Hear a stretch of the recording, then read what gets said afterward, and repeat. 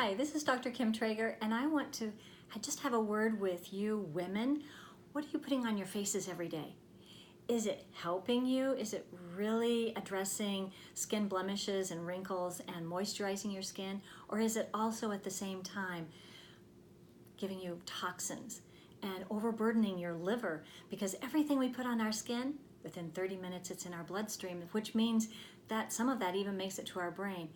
We are having an open house this Friday with our friend Lynn, who's going to be allowing us to experiment and try out Beautycounter, which is pure cosmetics.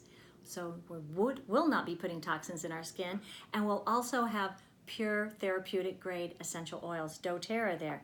Did you know that geranium or rose or lavender can be diluted in your moisturizer and put on your skin, not only to help reduce wrinkles, age, also to enhance your emotional balance, boost your immune system, and not just for the outward going in. We also have digestion to help with digestion, On Guard to help with the immune system. Maybe some of these things are new to you, or you don't know what they smell like, you don't know how to use these things. It's an open house, so come by, have some fun.